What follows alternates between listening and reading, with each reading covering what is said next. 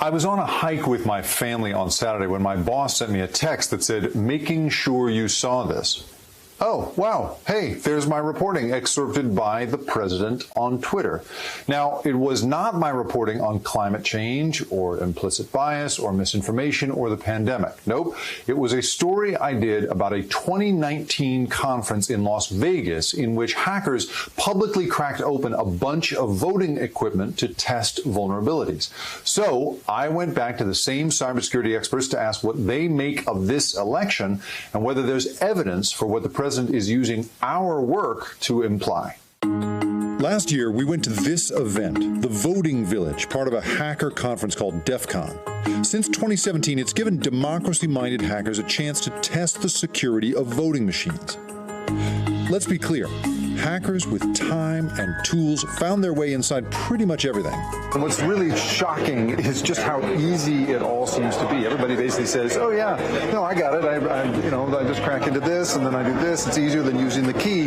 There were obvious vulnerabilities, like passwords set to 1234 on the machines that were mostly bought on eBay. The researchers issued a report describing everything from the screwdrivers they used to loading the video game Pong onto one machine. Now, President Trump has excerpted our report on Twitter to insinuate that the election was hacked. So I went back to organizers and experts to see what they make of it. I stood there and watched people cracking these things open and getting their guts all over the room and breaking into the operating system. Why are you as confident as you are that that doesn't mean that that happened in this case and threw off millions of votes? Up until recently, there was no transparency into what those vulnerabilities were until we, frankly, got a bunch of machines off eBay and elsewhere and started opening them up. But now, 4 years later, and 4 years after us starting to do this, and others besides us, there's now a lot of transparency into what these vulnerabilities are. That, along with some really hard work by a bunch of election officials and activists and so on, has moved people to voting on paper and instituting these audits. Paper ballots and officials double-checking the vote by hand, along with the physical security of the machines, make security experts confident the technology was not hacked this year. I have confidence because I know the reality of how elections are run. After the election, there's a rigorous process of canvassing every single vote. You're going to cross the T's and dot the I's and make sure that every in-person vote, absentee, military and overseas ballot, every provisional ballot, that all of those numbers add up. The Cybersecurity and Infrastructure Security Agency, in a statement, said that paper records mean there is no evidence that any voting system deleted or lost votes, changed votes, or was in any way compromised.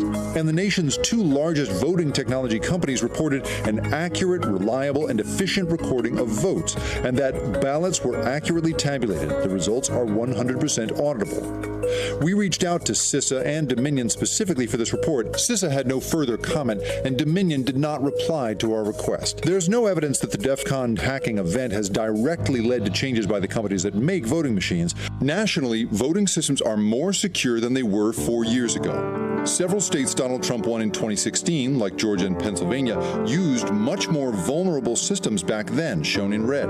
Those states did not generate paper ballots that officials could double-check. This year, voters in those states and elsewhere are far more likely to have voted using some sort of paper ballot system. Those can be double-checked. In fact, Georgia is conducting a hand-counted audit right now at the request of the Secretary of State. While we were in Vegas, Senator Ron Wyden showed up as he was trying to pass legislation that would mandate paper ballots and risk limiting audits across the nation. I sure wish Mitch McConnell was here to see a who's who of hackable voting systems, because I think something like this would be a wake-up call for any legislator. But it didn't work. A few months later, Senate Republicans refused to even discuss that bill, and states like Louisiana, Mississippi, and Tennessee used all digital systems this year. It is a little bit rich that after so many years of ignoring the topic of election security, at precisely the moment that it could have been addressed with more meaningful funding, that for what appear to be purely political reasons, suddenly the topic is now getting attention, and videos like this are being used in cynical ways that don't tell the full story. Does the technology still need to be improved? Experts say yes, but it has changed for the better. The political tactics have not. Now, it's worth noting, it's one thing for the president to tweet out our story. It's another for his legal teams to bring evidence of any real malfeasance in a courtroom. And so far, only one example of anything unusual has come up in court, a user error in Antrim County, Michigan, that was caught in the checks and balances of the system and corrected. But no evidence of anything like what I saw in Vegas has been presented in court.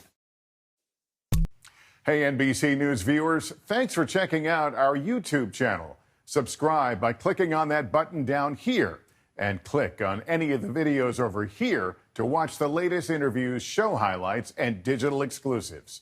Thanks for watching.